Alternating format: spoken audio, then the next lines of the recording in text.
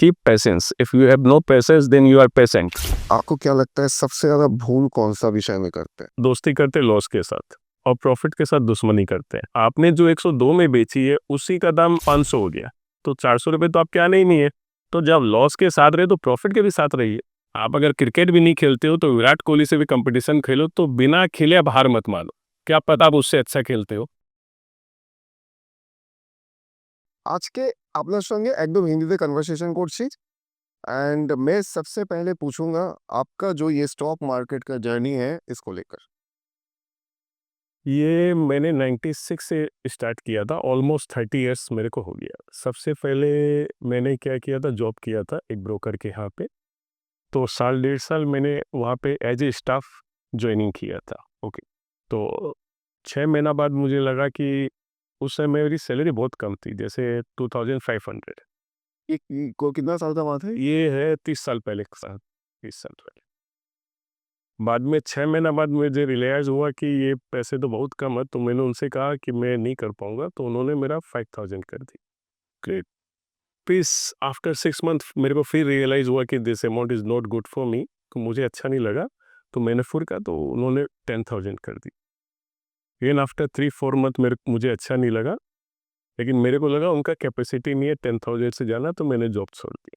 Okay, और job छोड़ के मैंने कंप्यूटर का काम किया था, हार्डवेयर सॉफ्टवेयर सभी का। लेकिन मेरा क्या, स्टॉक मार्केट में ही मैं सप्लाई करता था, स्टॉक ब्रोकर्स को ही सप्लाई करता। ओके, और चूंकि मेरा क्या बड़ा फैमिली था, हम लोग 3 भाई के परिवार थे, तो मुझे लगा एक बिजनेस तीनों के लिए सही नहीं है। तो मैं एक भाई को वो बिजनेस दे के फिर मैं स्टॉक मार्केट में अपना एक जो भी पूरी तरह फुल टाइम अपना जीवन चलाने के लिए, आप समझ लीजिए अपना लाइफ चलाने के लिए वो स्टार्ट कर दिया मैंने। और 2001 से ऑलमोस्ट फुल टाइम में अभी तक ट्रेडिंग से ही धीरे आस्ते। मैंने पहले एज ए क्लाइंट स्टार्ट किया था, फिर एज ए जॉबर बैठा था मैं। उसके बाद मुझे लगा कि जैसे जैसे परेशानी आई, आराम हुआ, फिर मैंने अपना मेंबरशिप ले लिया अपना। मैंने बीएससी का कार्ड लिया था, उसके बाद मैंने एनएससी की भी मेंबरशिप ले ली, और आज मेरे पास अपना सब कुछ है। इसलिए मुझे कोई परेशानी का सामना नहीं करना पड़ रहा। मैं खुश हूँ काफ़ी, और ये अच्छा लग रहा है मेरे को, व्यवसाय बहुत अच्छा है। ग्रेट। अभी ये आने वाला जो जनरेशन है, तो अभी इंडिया में बहुत सारा स्टार्टअप हो रहा है। सब लोग जॉब करने से पहले सब लोग अभी 20 साल की उम्र में सोच रहा है कि कुछ स्टार्टअप ऐसा करें, इन्वेस्टमेंट ऐसा करें। तो आने वाला जो जनरेशन है, उनको आप क्या बताना चाहोगे? आने वाला जनरेशन को मैं 2 चीज़ बताना चाहता हूँ कि आप ये मार्केट को अपना करियर बनाना चाहते हैं या इसको वेल्थ के रूप में यूज़ करना चाहते हैं। अगर आप अपना करियर बनाना चाहते हैं तो इसको फुल टाइम दीजिए, क्योंकि कोई भी काम आप आधा अधूरा करेंगे तो उसमें सही नहीं होगा। इन्वेस्टमेंट आप पार्ट टाइम कर सकते हैं, लेकिन ट्रेडिंग पार्ट टाइम नहीं होता है, क्योंकि ये बहुत लोगों को क्या है कि आइडिया नहीं है इस विषय में। बहुत जन स्टॉक मार्केट को गैम्बलिंग समझता है, और बहुत जन को आइडिया नहीं। कई जन मेरे से कई जन बोलता है कि एक जन पैसा कमाता है, एक जन खोता है। ऐसा नहीं है। मार्केट जब ग्रोथ होता है या आपका मार्केट कैप बढ़ता है तो सबके पैसा आता है, राइट। जैसे इंडिया का मार्केट कैप एक समय समझ लीजिए 28,000 करोड़ रुपया था, आज 4.5 लाख करोड़ है। तो ये पैसा सभी में बटा है। मार्केट कैप बढ़ाएगा तो सभी के पैसा आएगा। तो ऐसा नहीं है, मतलब वो जो कॉन्सेप्ट रहता है लोगों को आइडिया नहीं, अभी भी नहीं आइडिया। अभी भी आप समझो कि इंडिया में 3% लोग ही डायरेक्ट या इनडायरेक्ट रूप से शेयर मार्केट में जाते हैं। जाते हैं। अमेरिका में ये चीज़ 55 से 60% है। ओके। लेकिन यहाँ का क्या, लोगों को आइडिया नहीं है। बेसिकली प्रॉब्लम क्या है, वो लोग को आइडिया नहीं है। तो सबसे पहले उनको ये सोचना चाहिए कि आप इन्वेस्टमेंट करना चाहते हैं ना ट्रेडिंग करना चाहते हैं। आप करियर बनाना चाहते हैं वो एक अलग चीज़ है, और आप इन्वेस्टमेंट करना चाहते हैं वो अलग है। मतलब सबसे पहले क्लियर माइंड होना चाहिए। इससे मतलब ये जो नया जो भी लोग आते हैं इन्वेस्टमेंट और ट्रेडिंग में, आपको क्या लगता है सबसे ज़्यादा भूल कौन-सा विषय में करते हैं? सबसे ज़्यादा भूल मुझे जो लगता है कि वो लोग जो प्रॉफिट को अपना दुश्मन समझते हैं और लॉस को अपना दोस्ती करते हैं लॉस के साथ, और प्रॉफिट के साथ दुश्मनी करते हैं, वहीं पे भूल होती है। जैसे मैं आपको एक तो एग्जांपल देता हूँ। जैसे आपने 100 रुपये में एक चीज़ खरीदी, और वो 102 होते ही आपने बेच दिया, 2 रुपया प्रॉफिट खा लिया। और वहीं दूसरी आइटम आपने 100 में खरीदी, वो 90 में भी आपके पास, 80 में भी है, 60 में भी है, 50 में भी। आपने जो 102 में बेची है उसी का दाम 500 हो गया, तो 400 रुपये तो आपके आने ही नहीं है। और उसके बाद आप दूसरे चीज़ में लॉस कर रहे हो, तो फिर आप मार्केट को बोल रहे हो मार्केट गलत। तो मार्केट में तो सभी चीज़ है, आपका सारा प्रोडक्ट का तो प्राइस बढ़ेगा नहीं, तो आपको प्रॉफिट के साथ रहना पड़ेगा। वहीं पे लोग क्या प्रॉफिट होल्ड नहीं कर पाते हैं, वो सबसे बड़ी समस्या है। ये लॉन्ग टर्म का खेल है। अगर आप बहुत नहीं, लॉन्ग टर्म खेलो या आप शॉर्ट टर्म कुछ भी खेलो, आपको एक चीज़ समझना पड़ेगा, प्रॉफिट आपको लॉस से ज़्यादा रखना पड़ेगा। लॉस अगर आप 5 रुपये खाते हो तो प्रॉफिट आपको 10 रुपये रखना पड़ेगा। प्रॉफिट अगर आप लॉस से कम रखोगे तो आपके कभी भी गेन नहीं होगा। चाहे आप लॉन्ग टर्म करो, शॉर्ट टर्म करो, इन्वेस्टमेंट करो, ट्रेडिंग करो, कुछ भी, ऑलवेज प्रॉफिट। मतलब मेरा कहने का मतलब, दोस्त को ज़्यादा रखो दुश्मन, लॉस आपका दुश्मन है, प्रॉफिट आपका दोस्त है। तो जितना दोस्त को आप साथ रखोगे उतना आप ज़्यादा आगे बढ़ोगे। ऐसा मतलब जो भी नॉलेज इंडिया में, मतलब अब अगर अभी हम लोग कोलकाता में शूट कर रहे हैं, जैसे कि देखते हैं कि कोई भी अगर वो स्टॉक मार्केट या कुछ नॉलेज भी ले लेता है, तो वो लोग क्या करते हैं, रिस्क डायरेक्ट नहीं लेना चाहता है, तो वो चला जाता है बैंक के पास, या म्यूचुअल फंड के, म्यूचुअल फंड के पास। उस इसको लेकर आपको क्या मेरे विषय में तो म्यूचुअल फंड एक भ्रांति है। म्यूचुअल फंड कभी भी एडवाइजेबल नहीं है, क्योंकि आप ये समझिए कोई दूसरा सॉरी, मैं थोड़ा सा कट रहा हूँ कि मुझे मेरा एक्सपीरियंस है, मुझे सुनाई दिया, एक जो मेरा बहुत सारा ऐसा कलीग्स है, दोस्त है, कि बैंक के पास अगर मेरा पैसा रहेगा वो मेरा सेफ्टी है, पर मैं डायरेक्ट अगर कुछ करने जाऊँगा, मुझे नॉलेज नहीं है, मैं खराब हो जाएगा, पर बैंक मुझे कुछ ना कुछ रिटर्न देगा, उसका बैंक का पूरा रिस्पॉन्सिबिलिटी होता है, ऐसा कुछ। नहीं, ऐसा कुछ भी नहीं है। बैंक का ऐसा कोई रिस्पॉन्सिबिलिटी नहीं है। बैंक में आप पैसा लगाएँ तो वो भी वो मार्केट में ही लगाएँगे। अगर वो मार्केट नीचे जाता, लॉस होता, तो बैंक आपको नेगेटिव रिटर्न ही देगा। ऐसा कुछ नहीं कि पॉजिटिव। बैंक आपको खाली फिक्स डिपॉजिट में ही गारंटीड रिटर्न देगा, उसके अलावा कोई गारंटीड नहीं है। आप ये समझो, आप बैंक में या कोई म्यूचुअल फंड किसी में भी जाते हो, तो वो आपका पैसा मार्केट में ही लगाता है। उससे अच्छा आप डायरेक्ट लगाते हो, तो वो आपका सीडीएसएल या एनएसडीएल में जाता है, वो सिक्योर्ड है पूरी तरह से, तो आपका डीमैट में आता है, तो कहीं से भी अनसिक्योर्ड नहीं है। और जब आप खुद ले सकते हो शेयर, तो आप दूसरों के क्यों, मतलब दूसरों को बोलोगे? आप मतलब अपने हाथ से ही कोई भी काम करना चाहोगे 100%। उसमें आपका म्यूचुअल फंड में बात समझो कि वो अपने स्टाफ का, एसी का सारा खर्चा बाद दे के आपको साल का 10%, 5% या मार्केट के हिसाब से रिटर्न देगा। और मार्केट जब डाउन है, उसमें क्या होता है, जैसे मैं आपको बता दूं, म्यूचुअल फंड वाले क्या करते हैं, जैसे मार्च टू 2020 में निफ्टी काफ़ी नीचे था, 7,000 से भी नीचे चला गया था, वहाँ से 20,000 हुआ, तो वहाँ से वो लोग उसका एनएवी शो करते हैं। लेकिन जिन्होंने 14,000 में लिया था 2018 में, वहाँ से 7,000 हुआ एनएवी वो लोग दिखाते नहीं है, तो आपको हमेशा अच्छा ही दिखेगा। लेकिन मैं आपको बता दूं, मैंने एक शेयर खरीदा था 16 रुपए में, उसका प्राइस स्प्लिट वगैरह सब होके 10,000 रुपया हो गया। ओके। 28 रुपये तो उस शेयर में डिविडेंड आता है, तो वो चीज़ तो आपको म्यूचुअल फंड में नहीं मिलेगी ना। अभी कुछ दिन पहले रिलायंस का प्राइस 1150, 1170 सीधा, आज 1550 है, तो 2 महीने में आपके रिटर्न 40% आ गए, 30-40%। वो म्यूचुअल फंड में आपको नहीं मिलेगा ना। तो आप अपना शेयर खुद ही खरीदो। जैसे इसका मैं आपको एग्जांपल देता हूँ, पहले ज़माने में लोग पढ़े लिखे नहीं होते थे, तो गाँव की औरतें क्या है, किसी पोस्ट ऑफिस में जाके किसी से लेटर लिखवाती थी, जिसको लेटर लिखना नहीं आता था। तो म्यूचुअल फंड वही चीज़ है, जिसको खुद से नहीं आता है वो लोग दूसरों को देते हैं। तो आप लोग एजुकेट बनिए, नहीं बनते तो बहुत सारे लोग हैं बताने वाले, उनसे समझिए। और उसमें जानने का कुछ भी नहीं है। अच्छा कंपनी सभी को पता है, नेट पे आजकल तो बहुत ईज़ी है सर्च करना। खुद से इन्वेस्ट कीजिए, मुझे तो यही लगता है खुद से इन्वेस्टमेंट से अच्छा कुछ भी नहीं, कुछ भी नहीं है। कुछ भी नहीं। अगर आप जब इन्वेस्ट करते हो कोई भी स्टॉक में या कुछ किसी में, तो आप कौन-सा फंडामेंटल्स, क्या-क्या फंडामेंटल्स देखते हो? मैं कंपनी का प्रॉफिट देखता हूँ, कंपनी का पुराना परफॉर्मेंस देखता हूँ। बेसिकली मैं तो क्या है, जो इंडिया के नामी कंपनी है जैसे रिलायंस हो या टीसीएस, जो भी, उनका प्रॉफिट देखता हूँ। जैसे स्टेट बैंक है, उसका 80,000 करोड़ रुपया प्रॉफिट है सालाना, तो वो कहाँ जाएगा? प्रॉफिट तो है ही, आप समझो। तो प्राइस जस्टिफाई है। अब जो कंपनी पैसा कमाती है, आपको कुछ देखने की जरूरत नहीं है। सबसे कंपनी कब पैसा कमाती है कि नहीं कमाती, यही देखना है। यही देखना है। अगर कंपनी प्रॉफिटेबल है और कैश रिजर्व है, तो आप समझ लीजिए सोने पे सुहागा है। और कैश रिजर्व नहीं है, तो फिर उसके मतलब आप समझिए कि वो आपको कंपनी का परफॉर्मेंस तो देखना ही पड़ेगा। और ये अगर आप वो भी नहीं देखना चाहते, तो आप एक प्राइस में जाइए, एक प्रॉफिट आपको लगे कि कंपनी बढ़ रही है, नया भाव में आ गया। कोई भी चीज़ नया भाव में कब आता है? नया मतलब न्यू हाई। न्यू हाई में कब आता है? जब कंपनी अच्छी होती है, राइट? तो वहाँ से उसका नया हाई आने के बाद उसका और जर्नी आगे चालू हो जाता है, राइट? तो उसका बहुत सारा तरीका है, बहुत छोटा समय में तो इतना बड़ा मार्केट है, पॉसिबल नहीं है, क्योंकि ये इतना बड़ा विषय है कि 24 घंटे का पूरा टाइम ही कम है, टाइम ही कम है, टाइम बढ़ेगा। मैं इतना साल से कर रहा हूँ, मैं अभी भी सीख रहा हूँ मार्केट को।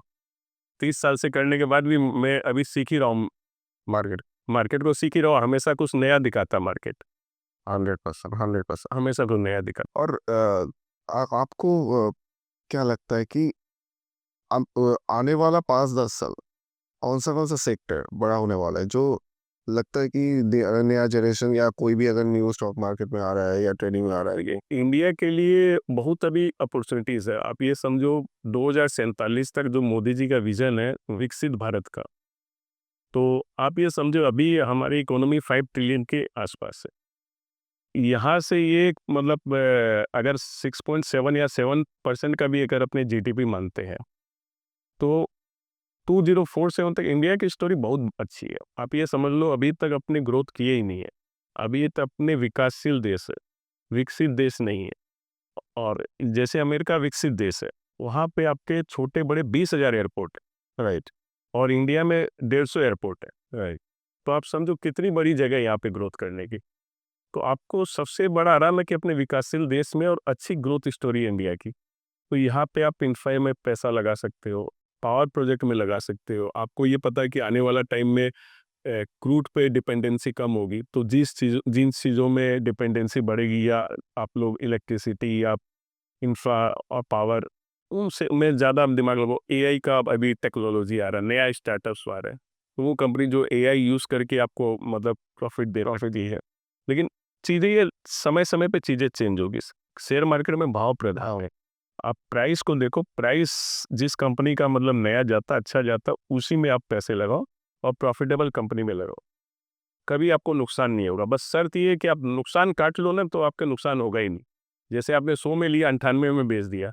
आप या ऐसे भी कर सकते हो, आप एकदम मान लो अज्ञान हो, तो आप 100 कंपनी खरीदो, एक भी मत बेचो, एक भी मत। 100 में एक कंपनी का 100 टाइम्स प्राइस होगा मिनिमम, एक कोई एक कंपनी का तो होगा ही। तो आपके 99 कंपनी बोनस है, जो भी प्राइस हो। लेकिन लोग क्या करते हैं, उसी एक कंपनी को बेच देते हैं। वही वहीं पे भूल हो जाता है, वही भूल हो जाता है। तो आप या तो पूरे ज्ञानी बनो या पूरे ज्ञानी बनो। आधा अधूरा ज्ञानी यहाँ पे लॉस का काम है। लॉस कम कर जाता है। हाँ, आधा अधूरा ज्ञानी लॉस का साइड में रहेगा। एक चीज़ हम जानना चाहेंगे, आपका एक्सपीरियंसेस, आपका कोई लॉस का एक्सपीरियंस है और आपका प्रॉफिट का एक्सपीरियंस। एक एक एक्सपीरियंस शेयर कीजिए कि सबको नॉलेज आए या नहीं, लॉस भी मैंने किया है।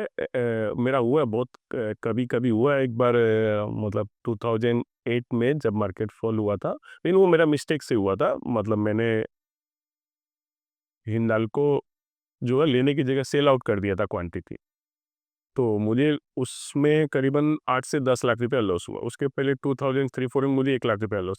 लेकिन जितना बार मुझे जो भी लॉस हुआ है, उसके बाद मुझे उससे ज़्यादा पैसा आया। मेरे को लॉस से नुकसान की जगह फ़ायदा ज़्यादा हुआ है। क्योंकि वो लर्निंग, क्योंकि मैं लॉस होने के बाद मैं ये देखता हूँ कि लॉस मुझे कैसे हुआ, क्या कारण से हुआ, राइट। और उससे मेरे मुझे बहुत बड़ा फ़ायदा हुआ। क्योंकि लॉस में मैंने जो-जो भूल की, उसी को मैं सुधारता हूँ 100%, और वो मेरे लिए मतलब बहुत अच्छा काम करता है। और मैं तो बोलता हूँ कि आप कुछ भी कर सकते हो, कोई भी फ़ील्ड हो, आप कहीं भी जा सकते हो। ऐसा नहीं है कि मैं अपना एक्सपीरियंस बता रहा हूँ, मैं किसी कहीं पे काम करता था। पहले एक एक्सपायरी का सौदा होता था मार्केट में, लास्ट थर्सडे आधे घंटे का गेम होता था। मेरे उसमें 50,000 रुपये में मतलब आ जाते थे 30 मिनट्स में, तो मुझे लगता बहुत अच्छे पैसे आ गए। फिर मुझे किसी ने बताया कि मतलब एक अशोक जी बोल के हैं, उनके 2 लाख रुपए आते हैं। मैंने सोचा कि 2 लाख कैसे आ सकते हैं, मेरे तो 50,000 वही पे है, लेकिन वो कैसे आ सकता है? आप विश्वास करोगे, मैं ट्राई किया कि मैं भी 2 लाख का ट्राई करता हूँ। ओके, मेरे 10 लाख रुपए आए। ओह ग भाई! तो मैं ये कहना चाहता हूँ, आप अपने आप पे विश्वास रखो।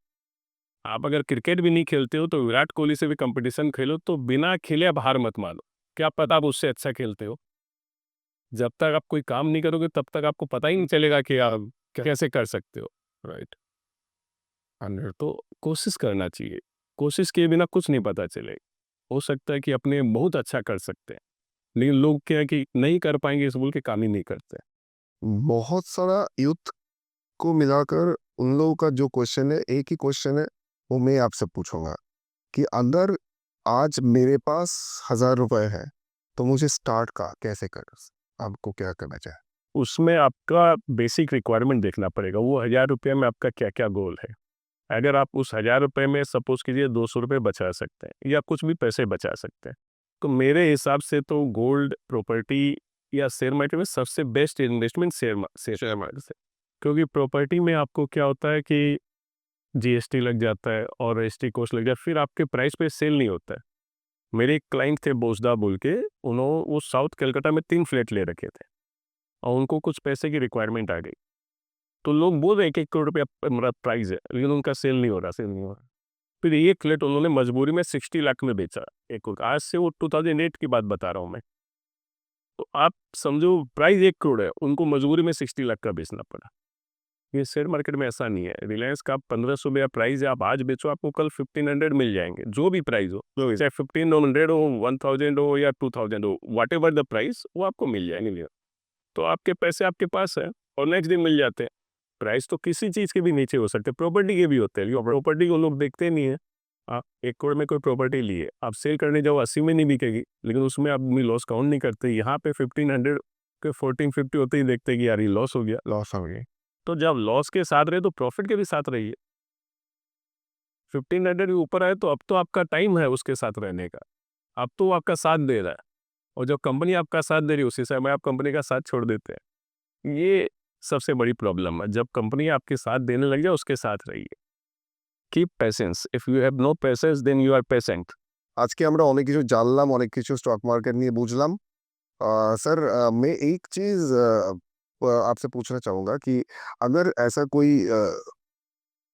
आम पब्लिक कि चाहे कि स्टॉक मार्केट में इन्वेस्ट करने के लिए आपसे कॉन्टैक्ट कर पाए, वो कर सकते हैं? हाँ, कर सकता है, कोई प्रॉब्लम नहीं है, मुझे कोई दिक्कत नहीं है। हालाँकि मैं अपना ट्रेडिंग करता हूँ, मैं बेसिकली प्रॉफ़िटेबल नहीं हूँ लोगों का, एज़ ए हेल्प मैं कर सकता हूँ और मैं देखता हूँ कि मेरा ये प्लान है कि आगे लोगों की हेल्प के लिए नॉट फॉर मॉनेटरी पर्पस कि ऐसा कुछ कर सके जिससे कि लोगों को थोड़ा एजुकेट हो और उनको कुछ प्रॉफ़िट हो। और ऐसा मेरा भी कोई बिजनेस मॉड्यूल हो कि मेरा कंपनी भी उसमें प्रॉफिटेबल तो मेरा आगे जाके क्लाइंट का बिजनेस करने का भी प्लान है। उसमें मैं क्या है कि लोगों को डायरेक्ट मार्केट में इन्वेस्ट करवाऊंगा और उसमें उनको क्या है कि जो भी उनको लॉसेस होता है या बड़ा बेनिफिट नहीं हो पाता म्यूचुअल फंड के कारण, वो बेनिफिट मैं कोशिश करूंगा कि उनको हो, क्योंकि हमारे भारत देश के नागरिक है, वो अगर कुछ लाभ उठा सके लाभ उठा सकते। तो वो अच्छा ही है। अगर आपको लगता है कि आप स्टॉक मार्केट में इन्वेस्ट एज ए इन्वेस्टर आप ग्रो कर सकते हो या आपका इच्छा है, प्लीज़ कनेक्ट कीजिए सर से। And thank you very much sir, बहुत अच्छा लगा, बहुत अच्छा कन्वर्सेशन था।